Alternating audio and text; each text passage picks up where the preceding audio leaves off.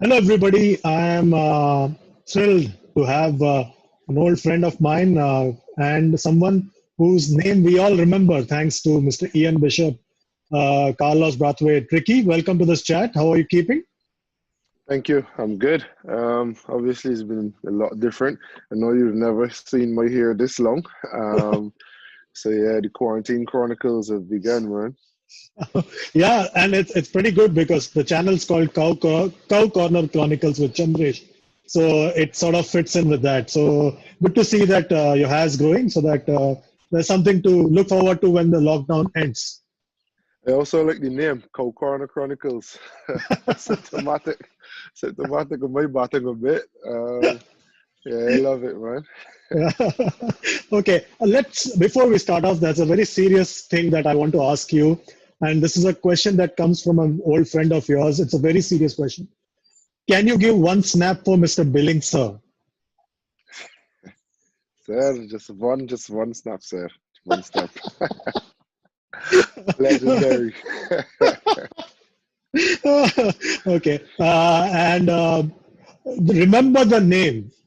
Before you played that tournament, you had played just two T20s for West Indies, but that remember the name and that four sixes. How often do you replay that over, or how often do you replay that moment in your mind or on YouTube or anywhere? Does people ask? How often do people ask you about that? I get asked about it quite often.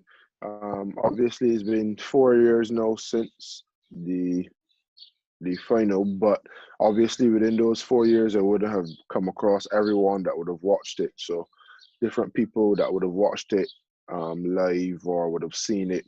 The first time they've interacted with me, probably 3 years after, maybe Hmm. this year, 4 years after. Um, and they always want to say, I didn't think y'all could do it, or I was backing you, or I was this place, or I was that place when it happened. And it's good, because being a sports fanatic myself, Hmm. there are things that have happened in the world of sport, and you always try to, like, as technology would have it, drop a pin, like on Hmm. Google Maps. Um, where was I? What was I doing? So for me to be the person that has actually evoked that kind of emotion in other persons, for me is a sense of satisfaction when people say it. Obviously, it can get overwhelming a bit as well. Sometimes you'll be places where you just want to chill, potentially with family or friends or on a night out. Um, but just having respect for fans, people's times, and what you did, you entertain the conversation, and then you look back on it and you think, like I did that type of thing. So it's good to have evoked that sort of emotion. Hmm. People still come up to me and they still tell me where they were, what they were doing, if they believe they could have done it or not, and how it made them felt. And especially when it comes from a West Indian fan or a West Indian who was abroad. I remember one story that was real, real touching. Hmm. Um, this guy said that um, he had got some pressure at work. Hmm. Um, and obviously, being a West Indian, it wasn't much of his colleagues that were exactly like he was. Hmm. So just the fact that we had gotten over England and the way that we did it, he went into work with so much gusto, chest in the air, and for people that are fighting so much tougher battles day in day out, for me to be able to give that one person that satisfaction, that joy, that belief, that confidence was a blessing. And there are many stories just like it. Um, so yeah, so for me, it's a great sense of satisfaction when people could tell me those sort of stories, and I can know that I made a positive impact on at least one person. And uh, uh, someone like Ben Stokes, he's obviously gone on to win the World Cup and he's played big part in Ashes. What did you feel for Ben Stokes? What do you feel for Ben Stokes right after that match or over the time that has passed? Uh, how has your equation been with him since that knock? So on the night of, obviously we had our celebrations. We spent a while at the ground, waiting for all the media stuff to be over. England spent some time at the ground as well. Mm, Um, and I think it was probably 45 minutes, an hour after, could be a little longer.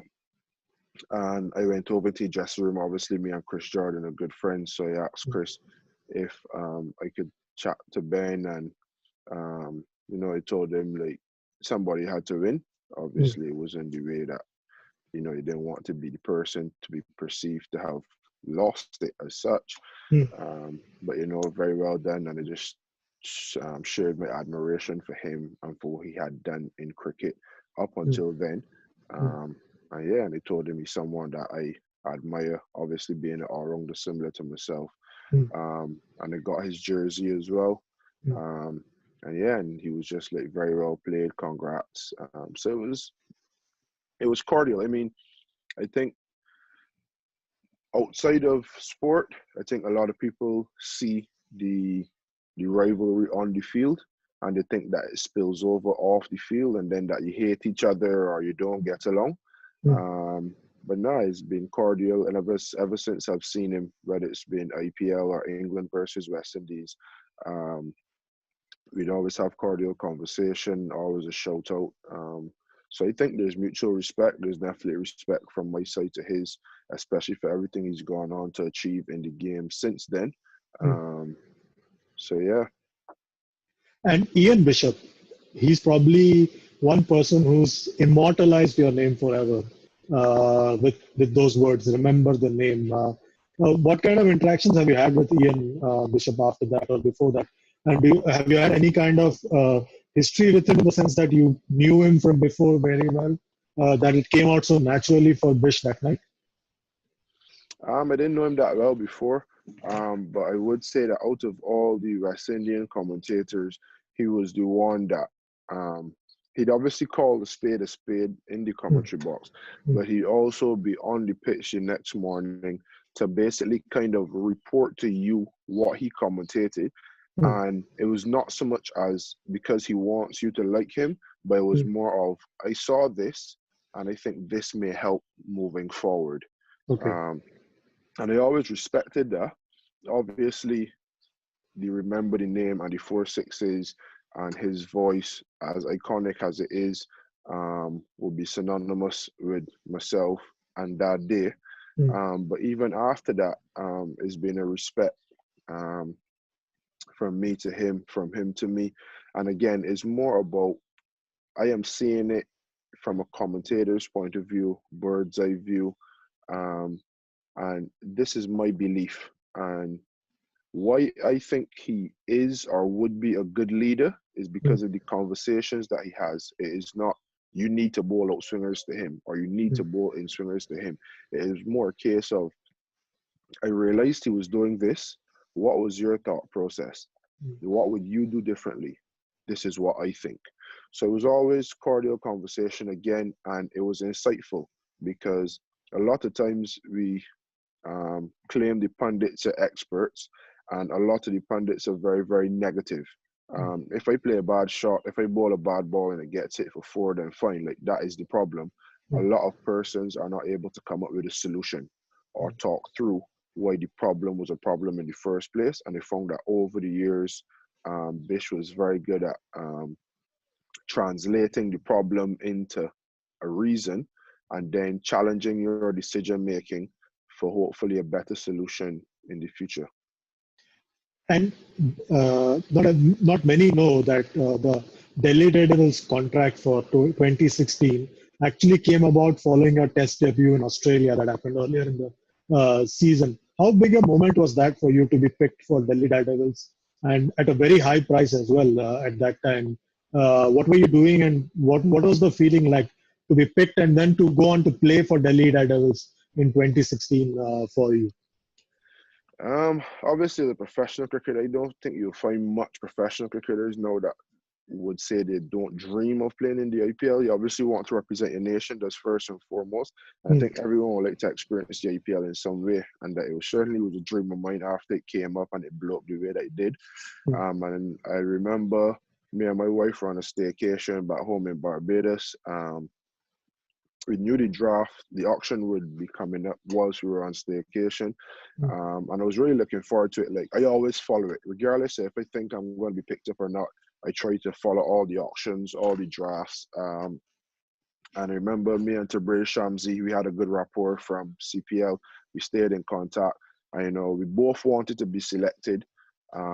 So we were kind of like following it, you know, seeing who's the players to pick and the wild cards and that sort of stuff. And I remember staying up for it.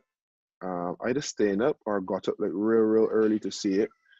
And I remember my name coming up. And then it had to be refreshing cricket for refreshing. Then I saw, I can't remember if it was Delhi that bid first or Kings 11. But I saw I got a bid. So for me, that was like, all right, good. My agent, Will Quinn, we had some chats a couple of days before, and he was saying, you know, these are the teams that potentially can go in for you. These are the teams that are looking for all-rounders similar to your skill set, etc. And Delhi was one. Kings 11 was one. So just watching, I was like, all right, good. I've been bought. Like, that was the most important thing. And then they said, just going. So then I refreshed it again, and it was still going. Like, fair enough. And then obviously it was in crore. So to follow from crore, then I had to have like one Google tab open, and basically INR to USD to kind of understand like what the prices are at the moment. And yeah, so gone to that tab, come back, and it's still going. Like, okay, not bad. Mommy will be happy. But my wife was still sleeping. And I remember tweeting, I think I got bought for 4.2 crore or something like that. And I remember tweeting when it was like 2.8 crore or something like that. Just like the shock face, the shock emoji, because it was a shock. And then, yeah, so it happened. My agent was messaging me, are you watching? Are you following? Yes, a couple of people were messaging me. And then, yeah, bought 4.2 crore Delhi Daredevils. And it was just like, it was overwhelming. It was just one of them moments where you just sit and you like process it. Obviously, there's loads of tweets now coming in. Who's Carlos Brathwaite? What has he done? Why does he deserve this big prize? Blah, blah, blah. And then my agent calls. We chat for a bit. So then I decided, all right, it's time to wake up. Well, she was my girlfriend then, Jessica. So I woke her up and I told her it was bought in the IPL, 4.2 crores, I think 600,000 US or something like that. And she wakes up very dotish, and she loves her sleep. She hates to be sleep deprived. So just like, yeah, ting. And then she was just like, Carlos, stop it, man, stop it. Just let me go back to sleep. I was like, I'm serious. I just got bought for 600,000 US. All right, Carlos. Like, she really dismissed it. So then I had to call my agent, put my agent on the phone, and let him speak to her. And then she was like, oh, you serious? So I had like 2 or 3 watershed moments in that one moment.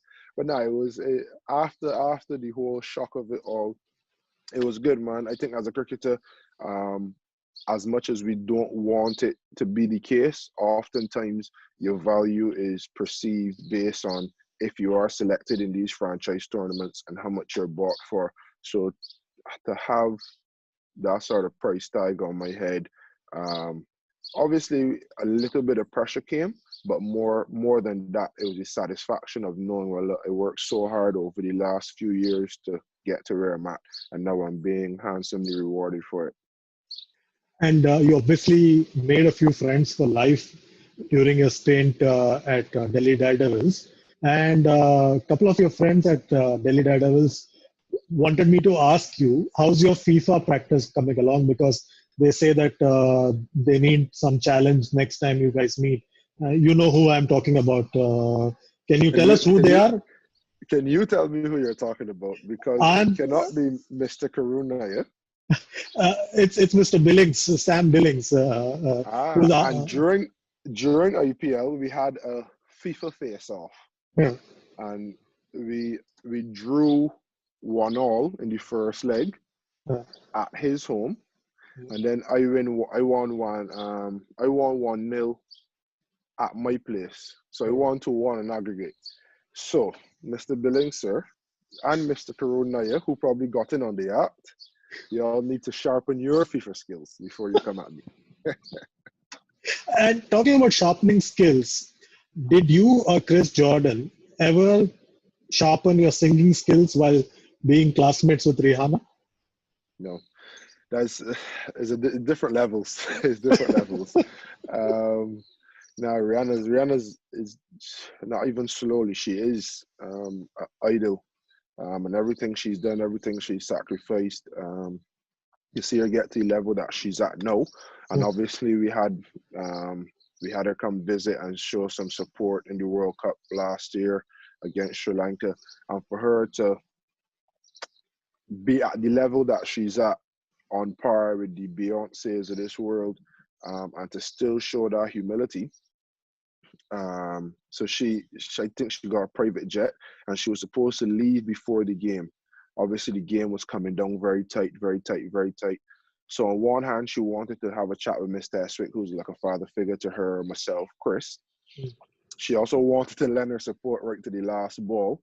And as a result, she just kept putting back the jet, putting back the jet, putting back the jet. And I could only assume that it would have incurred a hefty cost. But for her to show that level of support and go beyond the call of duty to be there to support us, see and chat with Mr. Eswick, see and chat with myself, and then to go around to all the boys in the dressing room and just be so down to earth, as though she's a normal woman on the street. To take her time out is something special, man. So we aren't in constant contact of any sort, but the fact that she remembered me, we were still able to have a good conversation. She took her time out to pay respects to her former class teacher and games teacher, and like a father figure to her, speaks volumes about her character. And anything that she has received up until now, and anything that she gets in the future, more than deserved. And was there any indication at all when you guys were classmates, as in you, Rihanna, and Chris Jordan, that she had inclination towards this particular field in your But school days? we weren't ever classmates. We went to school together. So myself and Rihanna came into school the same time. I repeated first form. She went forward. Then she repeated fourth form. So we were in fourth form together. So me and Robin were classmates in first and in fourth form. I'm not sure that Chris was ever classmates per se, but Chris was 1 year beneath me. So we were always at school together. So definitely schoolmates, but I can't remember if Chris was ever in her class. But when it comes to, I guess, signs of talent, definitely. She used to go to Trinidad to perform. She'd miss classes as well. So that's when I say the sort of stuff that I mean. And then, if I'm not mistaken, she won Miss Combermere, which is our secondary school. And obviously her talent was singing. So there was definite inclination that this girl was talented beyond her years. I guess in football, you call it a generational talent. But there have been so much of those. There have been so much people that you would have seen, whether it be cricket, football, singing, athletics, who would shatter records at underage levels and then never transition past that.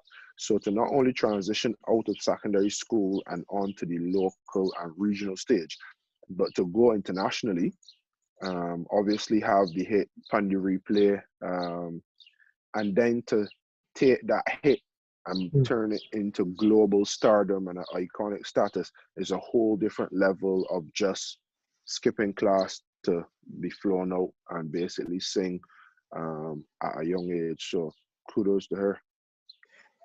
In talking about shattering records, your knock against New Zealand in the World Cup last year in the 50-over version was something of a earth-shattering effort as well. How often do you play back that final shot in your mind? And did Ross Taylor tell you something funny after the match? What was that, if you can share that with us?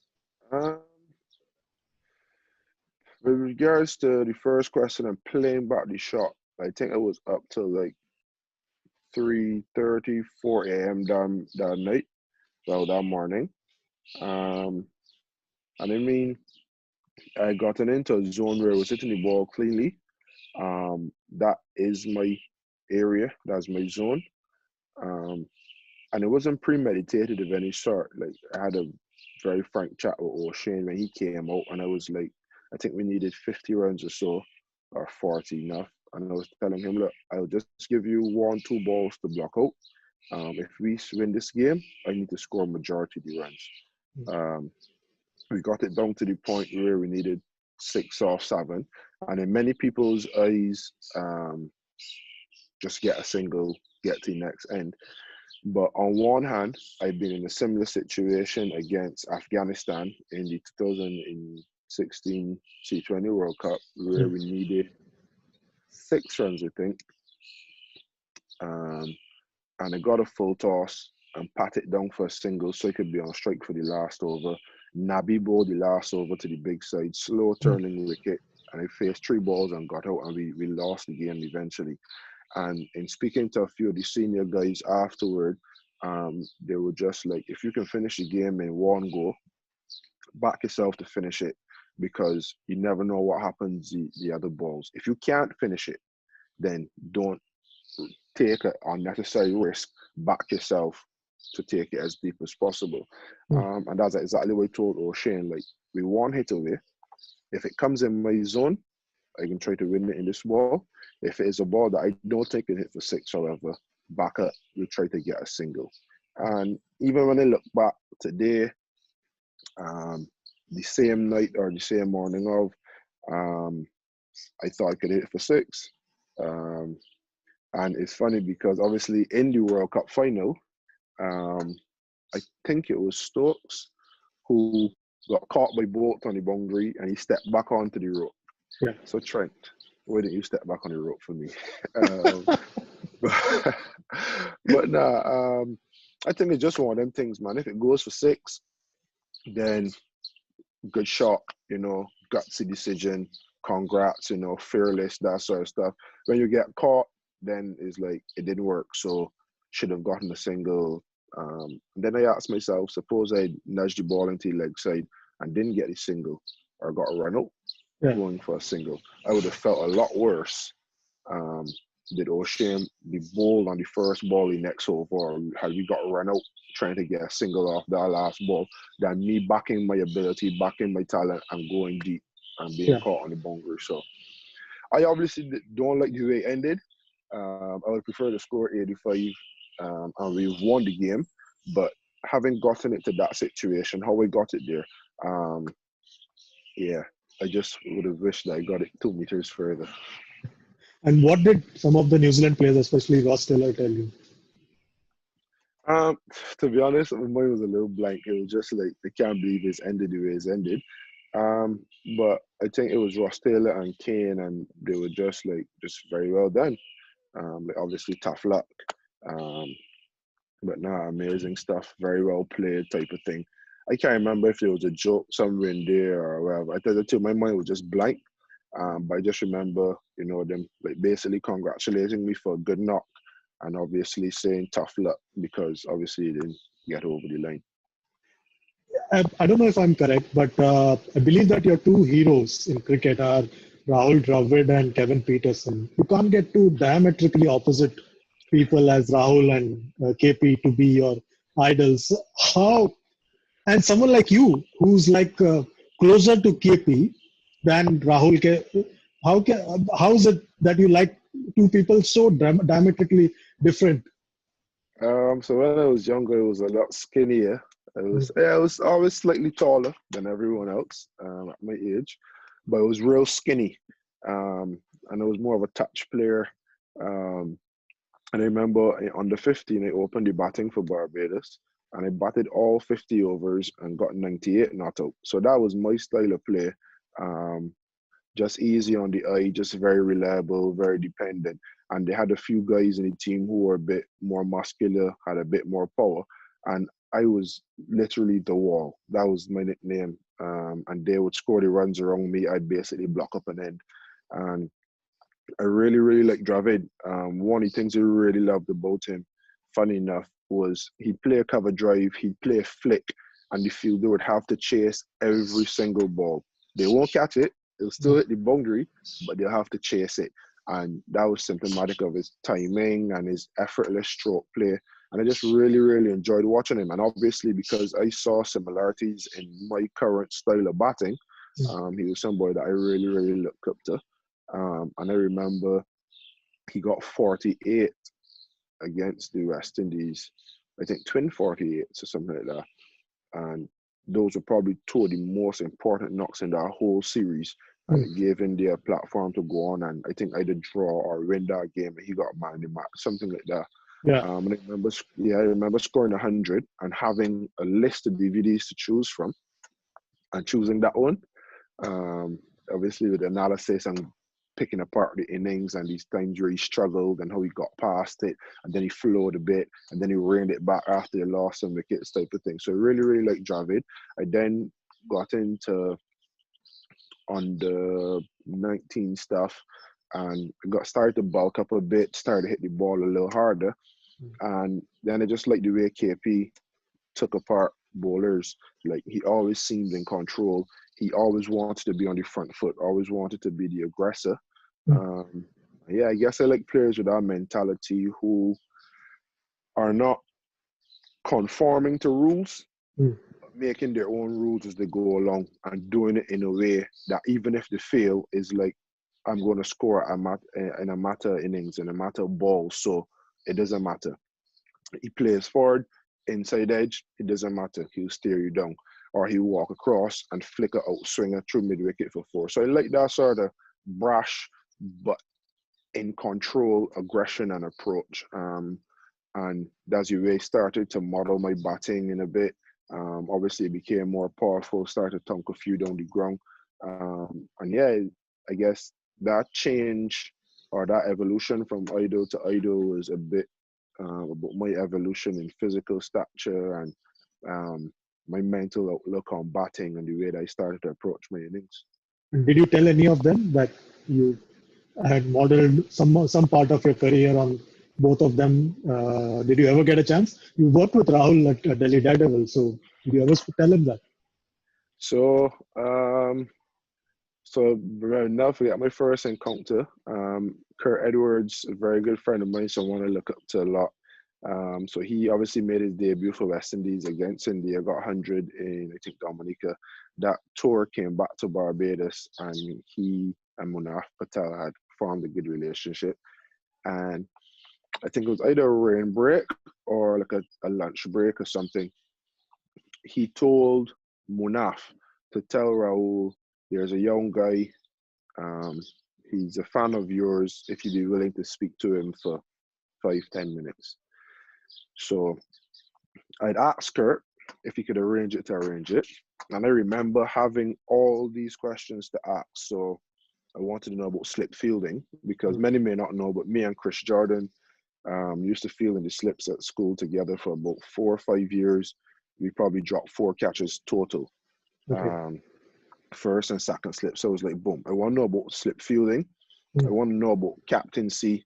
I want to know about batting, your mindset, everything. So I had all these questions in my mind to ask Rahul. Kurt eventually looked at the stand, he called me down, told the policeman he's fine, he's coming to us. And I remember we met in the hallway at Kensington Oval. And Kurt was like, Rahul, Carlos, Rahul, young cricketer. I think I was playing for Barbados then, and a big fan of yours. And I remember I think I shook his hand. He had a cup of coffee, and I just remember looking up at him, and I was just like, this is Rahul Dravid. Like, I had a proper starstruck fanboy moment. And yeah, it's like, I cannot even remember if we spoke, what we spoke about. I could just remember the smell of coffee on his breath.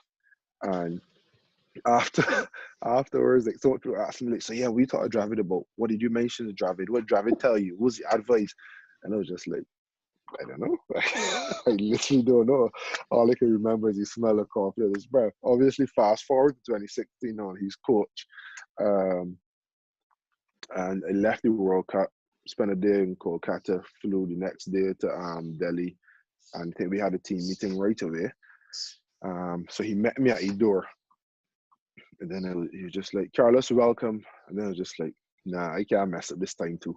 And I just gave him a hug, asked him for a selfie, and then I was like, I was meaning to do that for the last 3-4 years, so I just need to get it out the way. So yeah, he knows. And later that season or the next season, we were out at a dinner at a friend's house, and we were talking, playing some pool and stuff, and I mentioned it to him. He was a little embarrassed, but yeah, he knows. I think I mentioned it to KP once in Big Bash, but it was a less controlled situation. So he was doing commentary, I was playing, so I was warming up. I just shouted him for a bit, bum, bum, bum. He was a little less receptive, and I could understand why.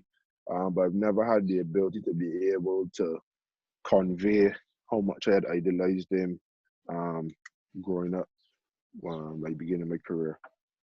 And there's another aspect of your cricket that has been seen over the last 4 years, and that was captaincy of the T20 team of West Indies.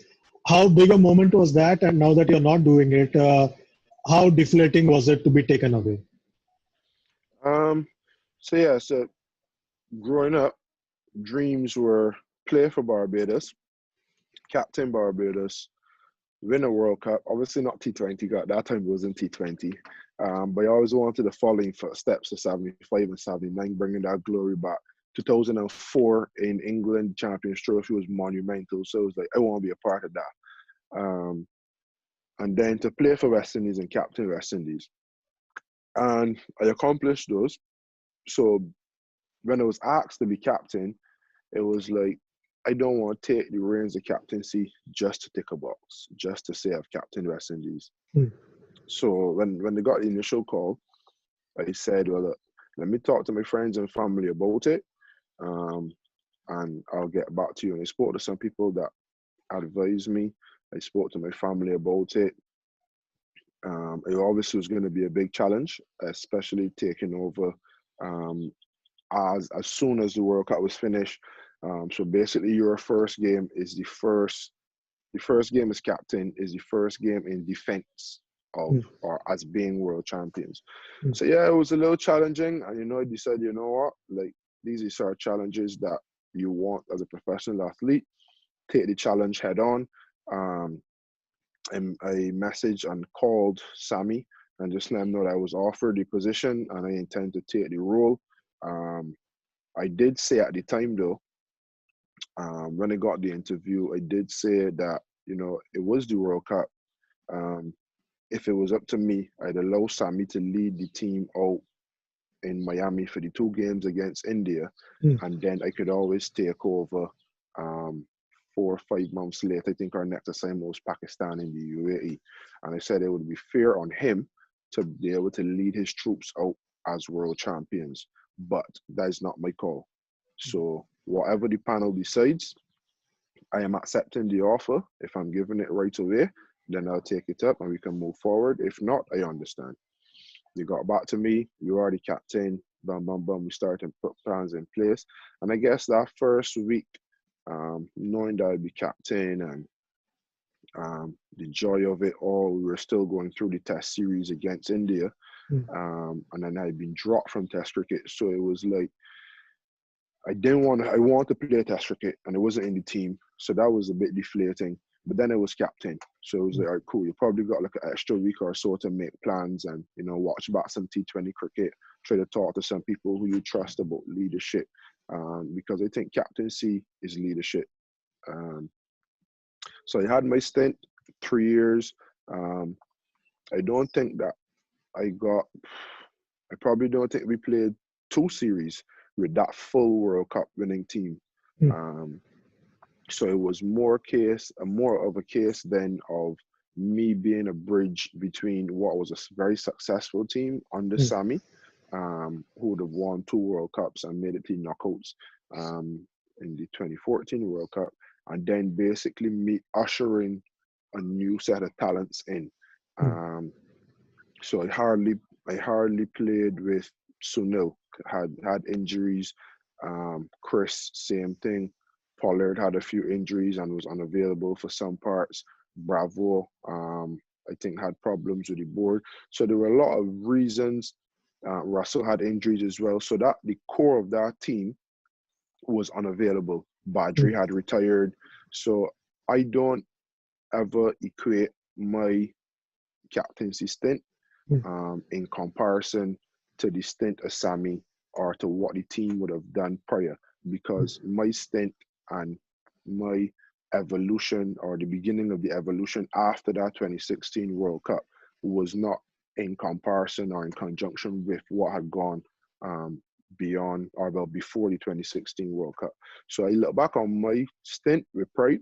I think that it probably changed me the way that I didn't want to be changed, and it's something that I only realized within the last year or so, where I lost my aggression. I lost my, not fight, but I could be a little hot-headed. And I guess that brings the best out of me. And in a way, to be in a attempt to be a more cultured, cool, calm leader of men, I sacrificed that part of my personal game, my personal approach, and it could have paid detriment to my personal performance as well. However, if I separate the two, my personal performance versus my leadership, I think that my leadership would have gotten an A grade and my performance probably a C. So once the captaincy was taken away in T20, I honestly couldn't fight and say I deserve to be in the team on performance alone. It was disheartening, however, to be dropped from the ODI team, because the past two out of the last three series before that would have been the England series at home, the World Cup in England, and the India series in the Caribbean. In the England series, I performed well with bat and ball. In the World Cup, I performed well with bat and ball. And in the India series, I did okay with the ball. And most of the two of the three games were 30 over games, and one got rained out. So I don't think that my drop in ODI cricket was justified, but they were going a new way. I'm not one to, at least lately, try to find reasons all the time, because it only takes away from your time that you can actually be using to better yourself. So I've let that slide very, very quickly and easily, and I've tried to get past it as quickly as possible. And it's more so an attempt to ensure that I use my time as viably as possible, and less so to prove a point per se, because that only takes away from things and the time that I could be using. So yeah, when I look back on it, it's obviously deflating to be dropped from a team, not selected in a tournament, stripped of captaincy. All these things are deflating, and it's human nature to have a negative impact, whether it be sadness, whether it be anger. But when I look back, I hold my head high, because there would have been a lot of young players now making the entrance into international cricket. And I think that through my leadership, I would have given them a good pathway into international cricket. And in a lot of times, I would have bore the brunt of criticism, whether I wanted it or not, and given them kind of a shield to be able to excel the way that they are now. So while the results weren't what I'd wanted them to be in all instances, there were a few times where we went beyond the call of duty and we did things that no one expected us to. And being the leader of that ship, I'm proud. So what do you see the future for yourself right now?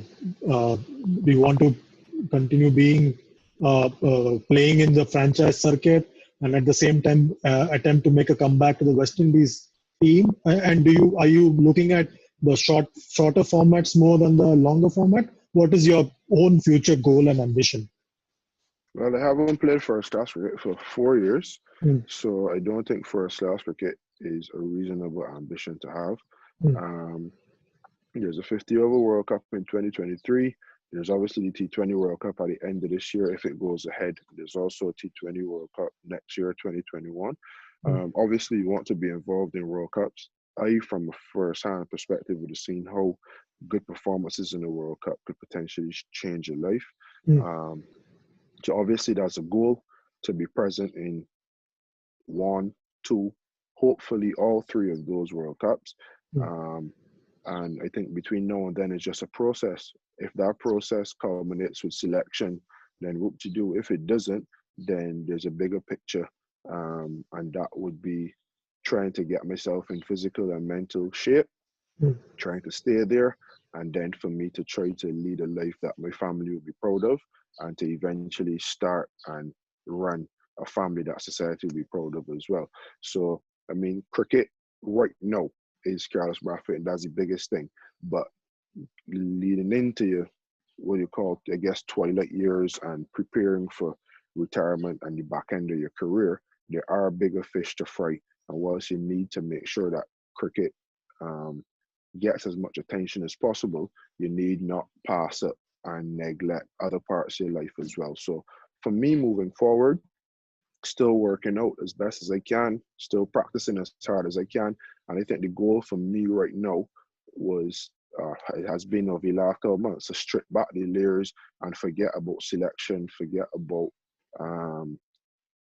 goals per se moving forward, and look more at processes and what do I need to do to make sure that if another chance arises, that I can take it with both hands. And that's what I've been working hard on.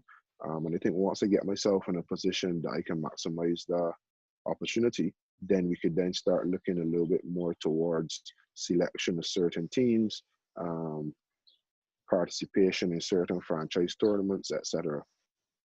And there's another interesting aspect about you, and that is that you own a bat company, Trident Sports. What is that all about?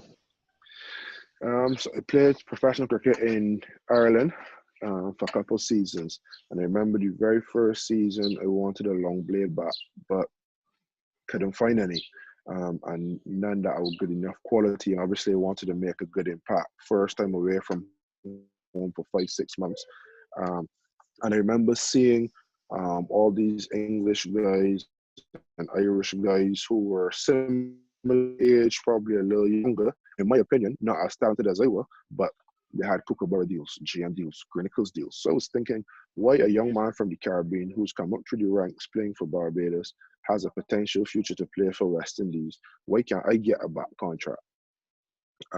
What infrastructure did they need to be? So I started to do some research. I had some friends from India who would have played like third, fourth, and fifth 11 at the club.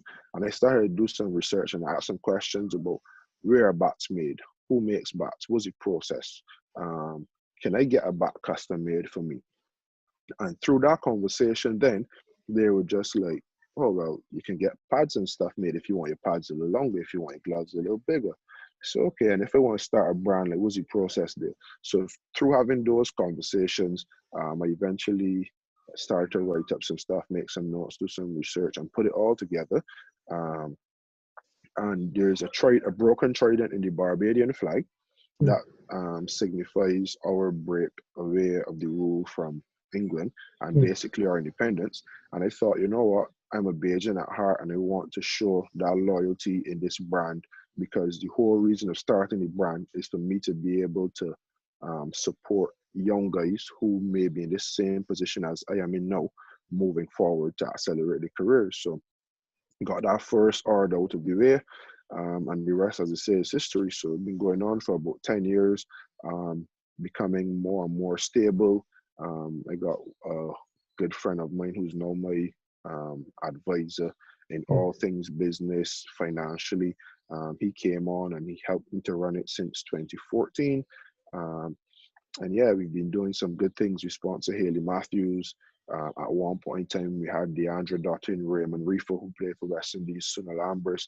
So a few players that have passed through the Trident Sports portfolio, and it gives rise to the initial idea, which was providing opportunities for young persons to basically go and attack the world cricketing wise.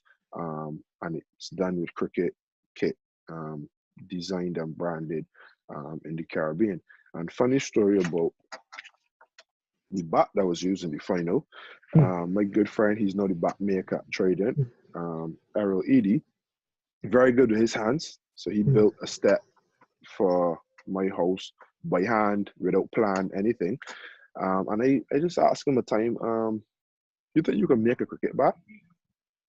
And he was like, I don't know, but yes.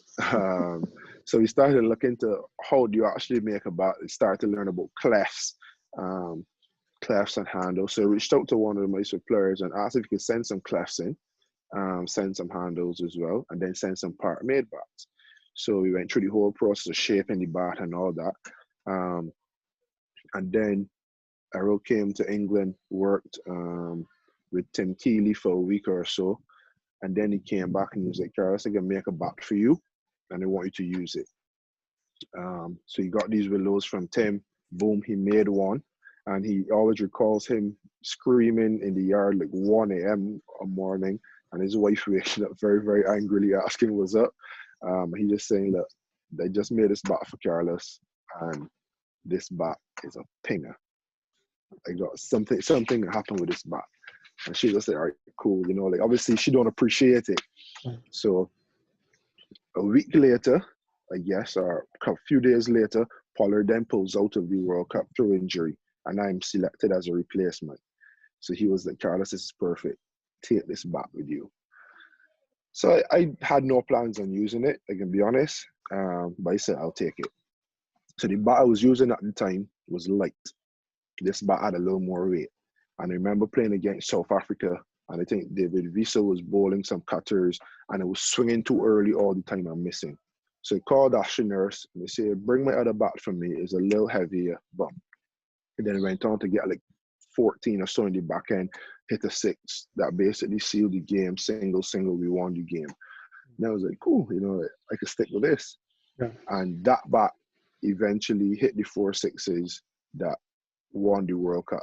So a good story about a Bajan brand created how many ever years ago, then evolving to the point where a Barbadian bat maker could make a bat for a Barbadian that eventually conquered the world. And that is a story that would live very, very long in my heart. Absolutely. Talking about conquering the world, Vicky, do you agree with me when I say that Real Madrid and Liverpool are the best football clubs in the world?